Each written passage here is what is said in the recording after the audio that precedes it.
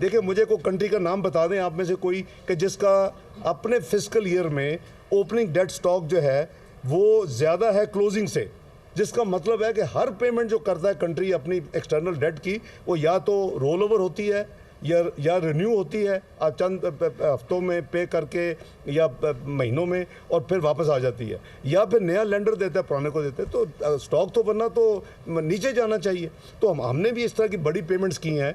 हमने करीबन 2 बिलियन एक यानी कंट्री को हमने वापस किए हैं इस दौरान। हमने एक और कंट्री को, उनके बैंकों को 1 बिलियन उनको हमने वापस किया। तो ये अब एक तो प्रोग्राम इंशाल्लाह फाइनलाइज हो जाएगा, तो वो नॉर्मल सारे पैसे वापस आने चाहिए। रिन्यू हमारी नेगोशिएशन इन द पाइपलाइन है। मेरा ख्याल है कि इसका शायद काफ़ी कोई इंतज़ार था। एक दफ़ा ये हो गया, चूँकि लोगों को क्लियर नहीं थे कि किधर पाकिस्तान जा रहा है, तो हमने वो फाइनलाइज कर लिया। जो पॉजिटिविटी की आप बात कर रहे हैं, वो IMF की जो प्रेस स्टेटमेंट है उसमें फ्लो नहीं उसका वो नजर वो ना तो इस दफ़ा उन्होंने सक्सेसफुल का लफ्ज़ इस्तेमाल किया और उन्होंने प्राइम मिनिस्टर की कमिटमेंट का जिक्र फरमाया, फाइनेंस मिनिस्टर की कमिटमेंट का जिक्र उन्होंने नहीं किया। तो ये does it matter, do I care?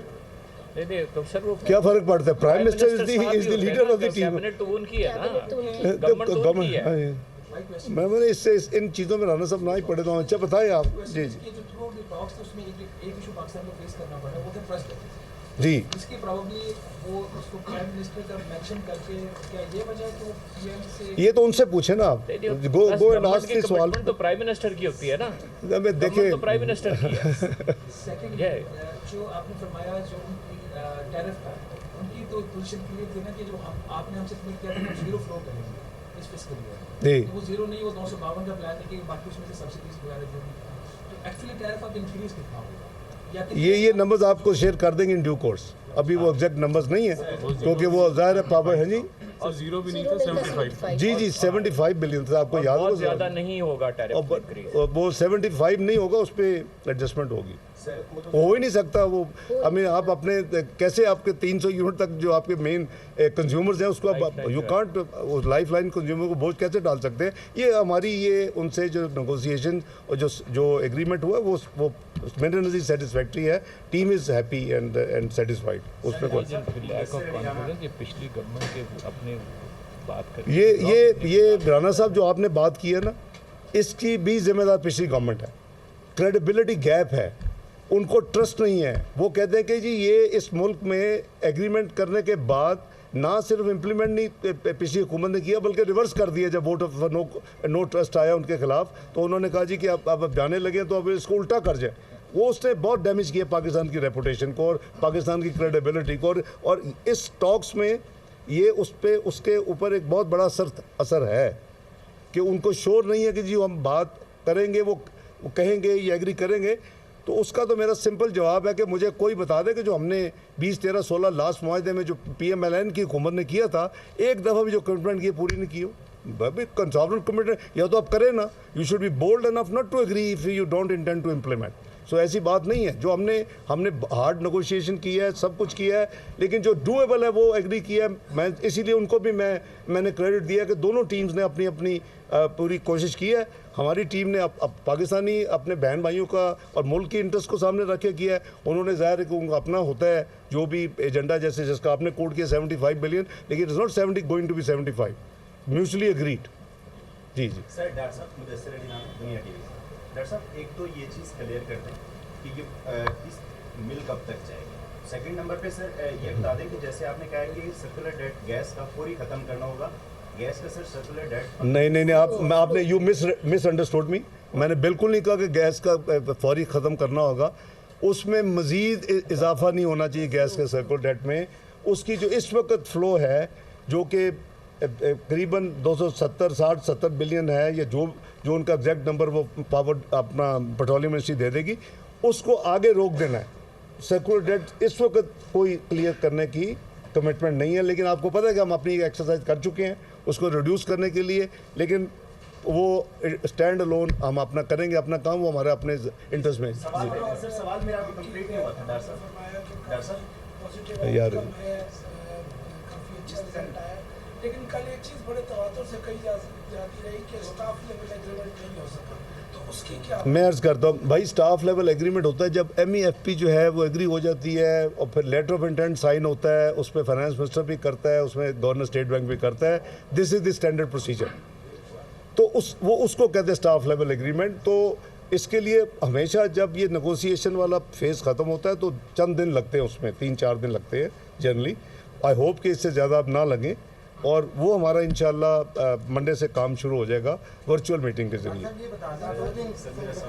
जी भाई, थैंक यू सो मच। जी मैं अर्ज कर रहा था कि जिस तरह आप सर्कुलर डेट गैस का और पावर सेक्टर का कंट्रोल करेंगे, ख़त्म करेंगे, इसके लिए आपको एक्स्ट्रा मेजर्स लेने होंगे। सर, आपको क्या अंदाज़ा लगा रहे हैं कि महंगाई की शरह कहाँ पे जाके खड़ी होगी, और फिर महंगाई को कंट्रोल करने के लिए आप क्या इक़दाम करेंगे?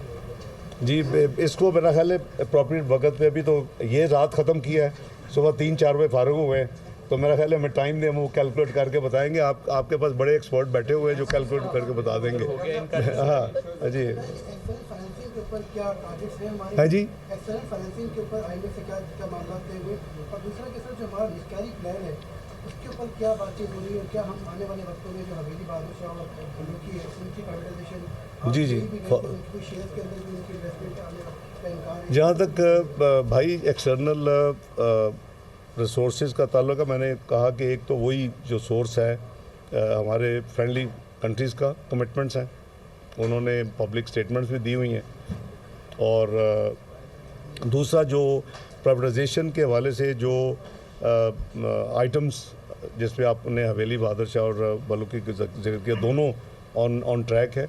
उसके ऊपर बल्कि पिछले 2-3 दिन में भी 1-2 मीटिंग्स प्राइम मिनिस्टर ने भी की हैं, और ये जाहिर है कि अब हम नेगोशिएशंस के प्रोसेस में हैं। कब फाइनलाइज होगा वो तो मैं प्रेडिक्ट नहीं कर सकता, लेकिन इसके अलावा जो मैंने अभी आपको कहा कि कुछ पेमेंट्स हमने ऐसी की है जो कि नॉर्मल हालात में वापस, इफ़ नॉट इमीडिएटली रिन्यू होती हैं तो चंद 2-3-4 हफ्तों में वापस आती हैं।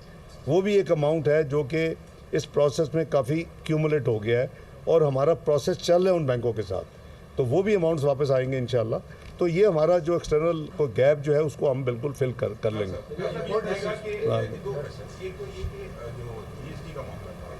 रेट बढ़ाने की बात हो रही थी या पेट्रोलियम के ऊपर लगाने की बात हो रही थी, उस पर क्या डिसीजन हुआ है? दूसरा, जो नैब समेत जो एंटी करप्शन के इदारे हैं उनकी रीस्ट्रक्चरिंग के ऊपर IMF के साथ कोई कमिटमेंट हुई? नहीं, जो आपका पहला सवाल है उसमें तो फिस्कल जो मेयर्स हैं 170 अरब के, तो उसमें शामिल है भाई, कि उसी में होगा जो कुछ होगा। वो रोल पे नहीं है। वो मैं वही क्लैरिफाई कर लूँगा कि सेल्स टैक्स हमने पेट्रोल के ऊपर नहीं माना, और उन्होंने उसको हमारा कंसीड कर दिया अपनी ये जो थी, ये मैंने पढ़ा प्रेस में भी था, जो आपकी भी सही इन्फॉर्मेशन है, लेकिन हमने माना ना, और उन्होंने कंसीड किया। दैट मीन्स कि हमने म्यूचुअली एग्री किया कि जो पेट्रोलियम जो ये प्रोडक्ट्स हैं इसके ऊपर सेल्स टैक्स नहीं होगा, ये एग्री हुआ।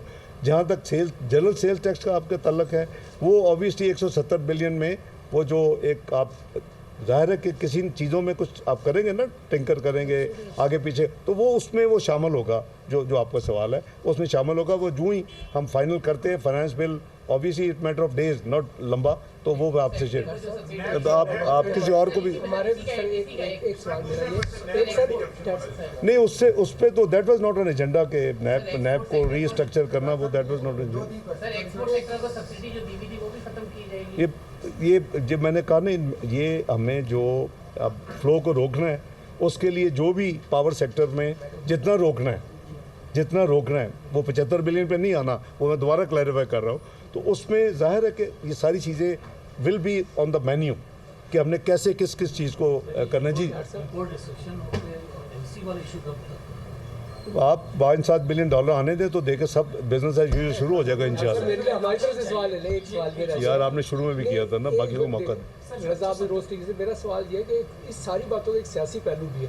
आप पे बड़ा ये था कि जी अब डिफॉल्ट हो गया, ये हो गया, डूब गया, अब आप कौम को क्या कहेंगे? मैंने तो नहीं कहा कभी डिफॉल्ट, मैंने हमेशा कहा कि लोग तो यही ना उनको समझाएं कि पाकिस्तान को इस तरह बदनाम ना करें कि डिफॉल्ट हो गया, जो है पार्लिस ख़त्म हो गए, हम डूब गए। भाई अगर आपका प्राइम मिनिस्टर जाके कहेगा दूसरे मुल्कों में, जो कि कहा करता था कि जी हम डेट ट्रैप में हैं, हम करप्ट कंट्री हैं, और साथ कहता था कि इन्वेस्टमेंट करे, को बेवकूफ़ी आगे इन्वेस्टमेंट करेगा आपके मुल्क में? तो हमें अपने हर बंदे को अपने मुल्क के इंटरेस्ट भी रखना चाहिए कि मैं थोड़ा सा फ्लैग तो हो जाएगी मेरी स्टेटमेंट, लेकिन उसका मुल्क के ऊपर कितना बुरा असर पड़ेगा। कितने मुल्क है जो कहते हैं जी हमारा 100% से ऊपर चला गया है debt to public debt to GDP, हम मर गए हैं। अमेरिका कहता है, यूरोप कहता है, जापान कहता है, हमें बड़ा शौक है, हम 73% है। हम हर रोज़ ये मेक श्योर करते हैं कि हम ऐसी चीज़ें कहें, ये अच्छी बात नहीं है, मुल्क के इंटरेस्ट में नहीं। नहीं जी, अब बस जी 170 अरब का जो टैक्सेस आप फरमा रहे हैं, ये हमने 4-4.5 माह में 170 इम्पैक्ट है, या ये एनुअलाइज 170 है? तो आप जानते हैं एनुअलाइज नहीं, हमने ये 4 महीने में इकट्ठे करने। नहीं साल का इस तरह नहीं ना, तुसी अपना जी पुरानी स्टेटमेंट साबित करना चाहते हो ना। 170 अगर ये इस फिस्कल ईयर में लेना है, लेकिन यू आर रॉन्ग वंस, इसलिए कि हाउ कैन यू मल्टीप्लाई, खत्म हो गया, इस one of, of course is one of. नहीं होते यार, ये तो कभी नहीं होता ना इस तरह की चीज़ें। आप जो मेयर्स ले रहे हैं, आपने 170 अरब के लिए हैं, अब उसको हाइपोथेटिकली कहें जी टाइम दे दो, वो तो ना लगा ना दिया किसी ने। बस जी, थैंक यू वेरी मच, मेरी इसी है जी, थैंक यू। इस्लामाबाद में वफाकी वज़ीर ख़ज़ाना इसहाक डार न्यूज़ कॉन्फ्रेंस कर रहे थे। उन्होंने कहा कि IMF से मुज़ाकरात का आखिरी राउंड हुआ, हर चीज़ पर मुशावरत से बाहमी तौर पर इत्तफ़ाक़ किया गया, किसी चीज़ पर कोई इबहाम नहीं है, नए टैक्स लगाने के लिए मिनी बजट लाना पड़ेगा। उनकी जानिब से ये भी कहा गया कि 170 अरब के हमें टैक्स लगाने होंगे और कोशिश होगी कि आम आदमी पर कम से कम बोझ डाला जाए। फाइनेंस डिवीजन, FBR और दीगर इदारों ने मुज़ाकरात में अहम किरदार अदा किया। एनर्जी सेक्टर में जो रिफॉर्म्स फेडरल काबीना के थ्रू हुई हैं उसको पूरा करेंगे, और BISP के तहत 40 अरब का गवर्नमेंट का एलोकेटेड जो बजट है उसमें 40 अरब का मज़ीद रिलीफ दिया जाएगा। अनटारगेटेड सब्सिडीज़ को कम किया जाएगा। गैस के शोबे में गर्दिशी कर्जा सिफर किया जाएगा। हमें बिजली गैस के नुकसानात को कम करना है और ये हमारी ज़रूरत है।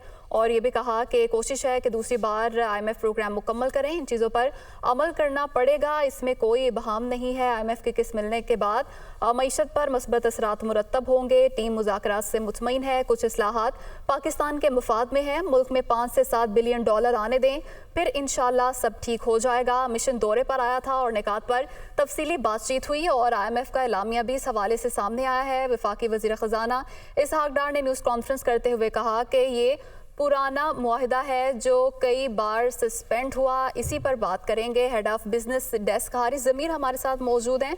हारिस ज़मीर, यकीनन आपने न्यूज़ कॉन्फ्रेंस भी सुनी होगी, और जो फाइनल डिसीजंस उनकी जानिब से बताए गए हैं, जो लिए गए हैं, किस तरह से देखते हैं आप इस सबको? सबसे पहले तो उन्होंने यही बता दिया कि 170 अरब रुपए के नए टैक्सेस लगेंगे, और यही जो है सबसे मतलब इम्पोर्टेंट बात है कि हमें आने वाले वक्त में मजीद नए टैक्सेस अदा करने पड़ेंगे। और साथ में उन्होंने ये भी बताया कि जो PDL है, जो डीजल के ऊपर सब्सिडी अभी भी मतलब जो है वो 10 रुपए है, मतलब कि PDL अभी 40 रुपीज लिया जा रहा है और IMF के मायदे के तहत उसको 50 रुपीज होना है, तो वो 5-5 रुपए करके बढ़ाई जाएगी। इसके अलावा जब डॉलर और इंटरनेशनल कीमत का इम्पैक्ट आएगा वो अलग होगा, तो इसका मतलब आने वाले जो महीने में एक 10 रुपए तो है वो डीजल की कीमत जरूर बढ़ेगी। साथ ही उन्होंने कहा कि प्रोटेक्शन दिया जाएगा जो वल्नरेबल है या जो सोशल सिक्योरिटी, तो BSP जो है 40 बिलियन से बढ़ाकर उसको 400 अरब किया जाएगा। साथ ही गैस और इलेक्ट्रिसिटी के जो है जो लॉसेज हैं उनको कम किया जाएगा। अब लॉसेज कम करने में उन्होंने एक बहुत ही आसान सी बात ये बताई है कि जब 3000 अरब रुपए की हमारी बिजली की कॉस्ट आती है और सिर्फ 1800 अरब रुपए की बिलिंग होती है, इसका मतलब ये है कि तकरीबन 1200 अरब का हर दफा जो है एक सर्कुलर डेट या लॉसेस क्रिएट हो जाते हैं। अब उसको देखते हुए जो है बिजली और गैस की कीमत भी बढ़ेगी ताकि उस पर जो डिफरेंस है उसको नैरो किया जाए। नेक्स्ट वीक से जो है उनकी IMF से दोबारा से वर्चुअल मीटिंग शुरू हो जाएगी और उन्होंने कहा स्टैंडर्ड प्रोसीजर है कि आपको IMEF मिल जाता है, मतलब कि memorandum of economic and finance जो है वो पेश कर दिया जाता है। उसके बाद आपस में बातचीत करके उसको फाइनल कर लगता है ये कि एक महीने तक जो है हमें मार्च के फर्स्ट वीक में प्रॉबेबली जो है IMF से जो है वो 1.2 बिलियन डॉलर्स का है वो कर्जा मिले। जी हारिस, बताइएगा ये जो इकदाम अब किए जा रहे हैं फौरी तौर पर इसके क्या असरात मुरतब होने जा रहे हैं? देखिए, फौरी तौर पे तो सीधी सी बात है कि जो इन्फ्लेशन है वो बढ़ेगा, महंगाई मजीद बढ़ेगी, क्योंकि अगर 10 रुपए लीटर सिर्फ डीजल पे अगर बंद रहता है तो आपकी सारी ट्रांसपोर्ट सिस्टम, सारा जो फूड कैरियर्स होते हैं, वेजिटेबल, फ्रूट, ये सारे जो है with in the city, out of the city, inter provinces, वो सब जो है वो ट्रक से चलता है तो उसका इम्पैक्ट आएगा। प्लस ये है कि आपको बिजली और गैस के जो है मेरे अगर 1-2 रुपए भी बिजली के बढ़ते हैं तो उसका कॉस्ट ऑफ डूइंग बिजनेस पे इम्पैक्ट आएगा। महंगाई रहेगी बिल्कुल। साथ में हमें जो डॉलर पे जो है वो उसका इनफ्लो को चेक करना है कि डॉलर हमारे पास कितने मिलते हैं। उन्होंने वादा तो किया है कि विद इन 2 वीक्स टाइम हमने जो तकरीबन 1 से 2 बिलियन डॉलर बैंकों को और कुछ कंट्रीज को दिए थे वो रिवर्स हो जाएंगे। ये रिवर्स हो जाने का हम पिछले 2 महीने से सुन रहे हैं लेकिन रिवर्स नहीं है। और जो 2.9 बिलियन डॉलर हमारे पास रिजर्व हो चुके हैं जो कि तकरीबन ये समझिए कि 9 साल से ज्यादा के लो पे है, तो हमें मुश्किलात का सामना है क्योंकि इसकी वजह से जो है डॉलर की फरावानी से बैंक एलसीज नहीं खोले और हमारे पास तकरीबन अभी पता चल रहा है कि तकरीबन कंटेनर्स की तादाद कम तो हुई जो पोर्ट पे स्टकअप हुए थे 12,000 से 7,000 तक पहुंची, लेकिन वो सब फूड रिलेटेड आइटम है। रमजान आएगा मार्च के अंदर, उसके अंदर ऑलरेडी प्राइसेस बढ़ते हैं तो प्राइसेस जो है उसका इम्पैक्ट आएगा और फरवरी के नंबर आएंगे वो ज्यादा ही आएंगे। जी हारिस ज़मीर साहब, बहुत शुक्रिया, आपने तफसीलात से आगाह किया। IMF वफ्द के दौरे का एलामिया जारी कर दिया गया है। IMF टीम ने 31 जनवरी से 9 फरवरी तक पाकिस्तान का दौरा किया। एलामिया में कहा गया कि IMF टीम ने नए जायजे के लिए पाकिस्तान का दौरा किया है। IMF टीम मैक्रो इस्तेहकाम के लिए पॉलिसीज़ पर अमल दरामद का खैर मकदम करती है। दौरे पाकिस्तान में तामीरी बातचीत हुई है। IMF की जानिब से एलामिया में इस बात का इज़हार भी किया गया है मकामी और बैरूनी नाहमवारियाँ दूर करने के लिए काबिल ज़िक्र बातचीत आगे बढ़ी है। दौरे में मुस्तकिल रेवेन्यू हुसूल के इक़दाम पर भी बात हुई है। नॉन टारगेटेड सब्सिडी में कमी पर भी बात हुई है। एलामिया में यह भी कहा गया है, इसके साथ साथ ये भी कहा गया कि गरीब तरीन तबके के समाजी तहफ़्फ़ुज़ बढ़ाने के लिए भी बात हुई है। सैलाब मुतासरीन की मदद करने पर भी बात हुई है।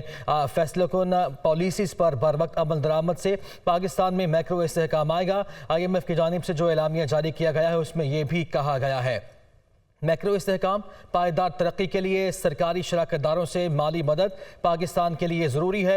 IMF की जानिब से ये एलामिया जारी किया गया है। आगे बढ़ते हैं, खबर है लाहौर हाई कोर्ट से। लाहौर हाई कोर्ट में पंजाब में इलेक्शन की तारीख का ऐलान ना करने के खिलाफ दरखास्तों पर समाअत हुई है। इलेक्शन कमीशन के वकील ने इलेक्शन बर वक्त करवाने से माजूरी जाहिर कर दी है। जुडिशरी, चीफ सेक्रेटरी, फाइनेंस सब ने माजरत कर ली है। वकील इलेक्शन कमीशन की जानिब से अदालत में जवाब दिया गया। इलेक्शन कमीशन के वकील ने इलेक्शन बर वक्त कराने से माजूरी जाहिर कर दी है। उनका ये कहना है कि हम इलेक्शन नहीं करा सकते हैं क्योंकि जुडिशरी, चीफ सेक्रेटरी, फाइनेंस सब ने माजरत कर ली है। आज की समाअत में क्या कुछ हुआ और क्या कहा गया वकील की जानिब से जान लेते हैं। हमारे नुमाइंदे मोहम्मद अशफाक हमारे साथ मौजूद हैं। अशफाक, आगाह कीजिएगा। जी बिल्कुल, पंजाब में इलेक्शन की तारीख का ऐलान ना करने से मुतल्लिक जस्टिस जवाद हसन केस की समाअत कर रहे हैं। इससे कबल IG चीफ सेक्रेटरी पंजाब और IG पंजाब अदालत में पेश हुए। अदालत ने उनसे इस्तफसार किया कि बताएं आप इलेक्शन करवा सकते हैं, जिस पर चीफ सेक्रेटरी और IG पंजाब ने ये कहा कि हमने इलेक्शन कमीशन को ब्रीफिंग दे दी है, हम इलेक्शन कमीशन और अदालतों के फैसलों के पाबंद हैं। जिस पर जस्टिस जवाद हसन ने कहा कि आपकी यही यकीन दहानी चाहिए थी, आप जाना चाहें तो जा सकते हैं। इस वक्त अब इलेक्शन कमीशन के वकील ने अपने दलाइल मुकम्मल कर दिए हैं। इलेक्शन कमीशन के वकील ने अपने दलाइल में बर वक्त इलेक्शन करवाने से मुतल्लिक माजूरी जाहिर कर दी है और ये कहा है कि मुल्क में सिक्योरिटी खदशात के पेश नजर इलेक्शन करवाना मुश्किल है। इलेक्शन कमीशन को 40 बिलियन की रकम मांगने के बावजूद जिमनी इलेक्शन के लिए रकम जारी नहीं की गई, हमें सिर्फ 5 बिलियन की रकम जारी की गई है। हुकूमत पाकिस्तान को माली मुश्किलात का सामना है, मुल्क मुआशी खसारे में जा रहा है। इलेक्शन कमीशन की डिमांड के बावजूद 47 बिलियन के फंड भी जारी नहीं किए गए। इस मौके पर इलेक्शन कमीशन के वकील ने यह भी कहा कि IG पंजाब हमें सिक्योरिटी नहीं दे रहे, जुडिशरी ने हमें अदालती अफसरान देने से इनकार किया है, जबकि वफाकी हुकूमत ने हमें फंड देने से और मजदूरी जाहिर की है, तो ऐसे में इलेक्शन कैसे करवाए जा सकते हैं। जस्टिस जवाद हसन ने कहा कि इलेक्शन करवाने के लिए स्टाफ भी चाहिए होता है, जिस पर इलेक्शन कमीशन ने कहा कि बिल्कुल हमें स्टाफ भी चाहिए और स्टाफ को देने के लिए फंड्स भी चाहिए। इस मौके पर इलेक्शन कमीशन के वकील ने यह भी कहा कि कानून में इलेक्शन की तारीख मौखर हो सकती है, अगर कौमी असम्बली और सूबाई असम्बली के इलेक्शन एक दिन ना हो तो शफाफ इलेक्शन नहीं हो सकते। बिल्कुल ठीक है, तो बॉटम लाइन है कि इलेक्शन कमीशन ने माजूरी जाहिर की है। अशफाक, शुक्रिया आपका। मरियम नवाज ने कहा है कि जेलें भरने के दावेदार 10 साल जेबें भरते रहे। इमरान खान को आज महंगाई याद आ गई, ये महंगाई उन्हीं की देन है, अब किस बात का रोना रो रहे हैं। उनका कहना था कि अदालती पेशी में रुकावट टांग पर लगा प्लास्टर नहीं, बल्कि वो जुराइम हैं जो अपने दौरे इक़्तिदार में किए। मरियम नवाज एबटाबाद में कन्वेंशन से खिताब कर रही थीं। ये आज जो जेलें भरने की बात कर रहे थे, 10 साल ये अपनी जेबें भरते रहे। इसीलिए खैबर पख्तूनख्वा में एहतसाब के हर इदारे को ताला लग गया, क्योंकि पता था चोरियां की हुई हैं, पकड़े जाएंगे। और खैबर पख्तूनख्वा के जो फंड्स थे, जो आपकी तरक्की पर खर्च होने थे, आपकी तामीर पर खर्च होने थे, वो ज़मान पाक की तामीर पर खर्च होते रहे, उसको बुलेट प्रूफ करने में खर्च होते रहे। आज जब आपसे सवाल पूछा जाता है तो आप कहते हैं मैं जवाब नहीं दूंगा।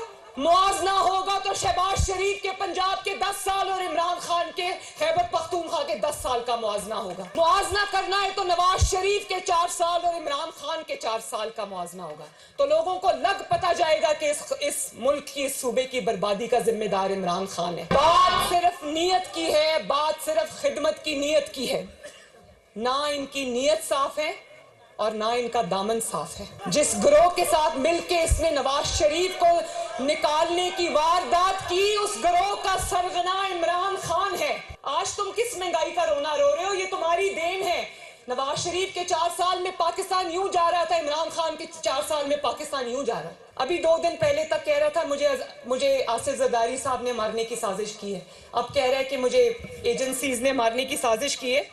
तो मैं ये पूछना चाहती हूँ कि आप अपने आप को इतना इंपॉर्टेंट क्यों समझते हैं कि सारी दुनिया आप ही के खिलाफ साजिश कर रही है? अदालत बुलाती है तो टांग पर प्लास्टर है, लेकिन जलसा करने ये पिंडी चला जाता है तब टांग का प्लास्टर कुछ नहीं कहता। अदालत बुलाती है तो टांग पर प्लास्टर है। उसकी वजह ये है तुम्हें प्लास्टर नहीं रोकता, तुमने जो जराइम किए हुए तुम्हें वो रोकते हैं अदालत में जाने से। इसको कोई साजिश के लिए इस्लामाबाद बुलाए, हुकूमत गिराने के लिए इस्लामाबाद बुलाए, इसको इक़्तिदार के लिए इस्लामाबाद बुलाए, तो ये दौड़ा जाएगा इस्लामाबाद। चेयरमैन तहरीक इंसाफ इमरान खान कहते हैं कि बर वक्त इंतखाबात के इनेकाद के लिए सिर्फ अदलिया से उम्मीद है, हुक्मरान इंतखाबात कराने में संजीदा नहीं है। इसी पर रिपोर्ट कर रहे हैं लियाकत अली।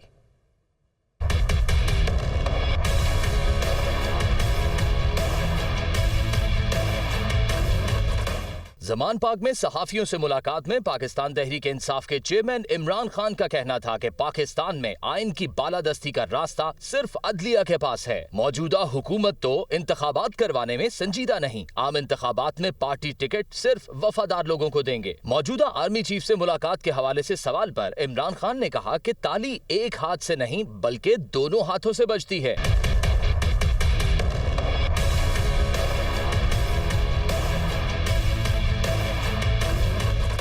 इमरान खान का कहना था कि पहले हुकूमत दहशतगर्दी के खिलाफ APC बुलाए तो सही, जाने या ना जाने का फैसला बाद में करेंगे। IMF मुआहदे से महंगाई का तूफान आएगा, हुक्मरान अपने डॉलर बाहर मुंतकिल कर रहे हैं। मुल्क की मईशत को सिर्फ समुंदर पार पाकिस्तानियों की सरमायाकारी ही बचा सकती है। नवाज शरीफ पाकिस्तान वापस आए, उन्हें अपनी मकबूलियत का अंदाजा हो जाएगा। एक सवाल के जवाब में इमरान खान ने एतराफ किया कि हुकूमत खत्म होने के बाद उनकी जनरल बाजवा से मुलाकात हुई थी।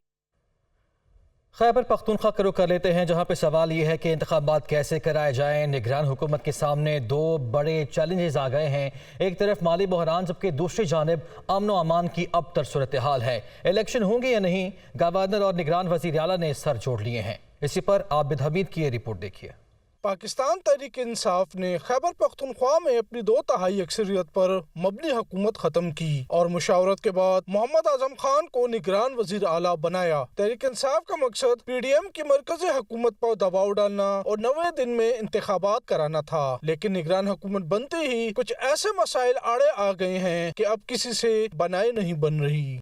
इस वक्त निगरान खैबर पख्तूनख्वा हुकूमत को 2 बड़े चैलेंजेस का सामना है। पहला मसला माली मुश्किलात हैं, खाली खजाना उन्हें विरसे में मिला है। दूसरा बड़ा चैलेंज अमन व अमान की खराब सूरत हाल है। पेशावर पुलिस लाइन मस्जिद में होने वाले धमाके ने निगरान हुकूमत के तमाम इरादों और मंसूबों को पस पुश डाल दिया। इन दोनों मसाइल से कैसे निपटा जाए और इंतखाबात कराए जाए, फिल वक्त निगरान हुकूमत के पास कोई लाया अमल नहीं। निगरान वज़ीर आला आजम खान के मुताबिक उन्होंने वज़ीर आज़म शहबाज शरीफ से सूबे के बकायाजात के हुसूल के लिए बात की है। सूबे के जो फाइनेंशियल प्रॉब्लम्स हैं, हमारे जो आउटस्टैंडिंग ड्यूज़ हैं नेट प्रॉफिट्स के ऊपर NFC अवार्ड के तहत, और एक वो क्रूड लेवी ऑयल उसके बिलियंस ऑफ रुपीज़ आउटस्टैंडिंग है। वो सारे मैंने प्राइम मिनिस्टर साहब को बताए, उन्होंने मुझसे एग्री किया और सिर्फ उन्होंने ये बताया कि जी आपको पता है कि मुल्क के माशी हालात ख़राब हैं, लेकिन हम हर मुमकिन कोशिश करेंगे कि आपको आपके ड्यूज हम दे दें। विफाक के ज़िम्मे खैबर पख्तूनख्वा हुकूमत के 180 अरब रुपए से ज्यादा रकम वाजिबुल अदा है, जिसमें बिजली के खालिस मुनाफा की मद में बकाया जात की रकम 61 अरब रुपए से कुछ जायद है। फेडरल ट्रांसफर की मद में भी विफाक ने 65 अरब रुपए से जायद अदा करने हैं। 26 अरब रुपए के करीब बकाया जात कबायली अजला के लिए भी वाजिबुल अदा है। विफाक अगर ये रकम अदा करता है तो सूबाई हुकूमत को कुछ रिलीफ मिलने के इम्कानात हैं। गवर्नर खैबर पख्तूनख्वा इन हालात में इंतखाबात करवाने के हामी नहीं। उनका कहना है कि इलेक्शन पर अरबों रुपए खर्चा आ रहा है। 35 सीटों पर जो इलेक्शन हो रहा है उसके शेड्यूल अनाउंस हुआ या नहीं? अनाउंस हो गया, बाकी का तो नहीं हुआ।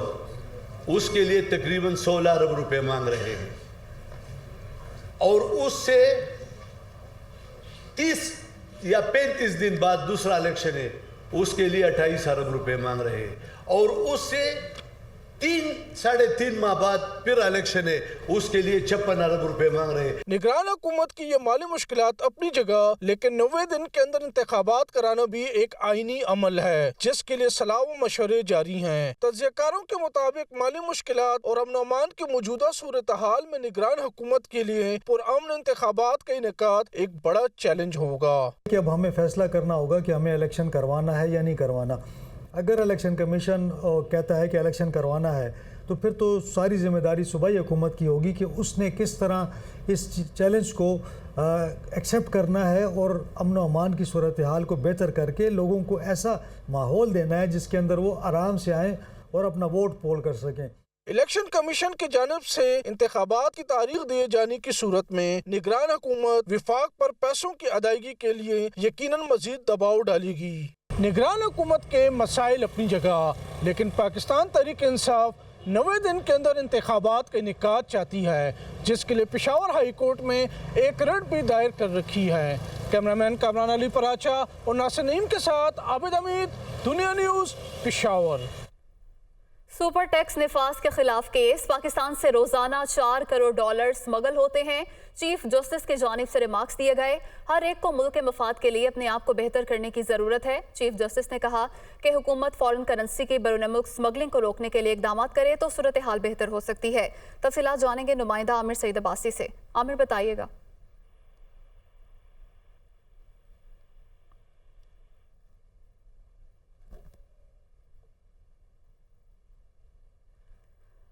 आमिर से तफसीलात जानेंगे। सुपर टैक्स निफाज के खिलाफ केस, पाकिस्तान से रोजाना $4 करोड़ स्मगल होते हैं। चीफ जस्टिस ऑफ पाकिस्तान की जानिब से रिमार्क्स दिए गए, हर एक को मुल्क के मफाद के लिए अपने आप को बेहतर करने की ज़रूरत है। हुकूमत फॉरेन करेंसी के बैरून मुल्क स्मगलिंग को रोकने के लिए इकदाम करे तो सूरत हाल बेहतर हो सकती है।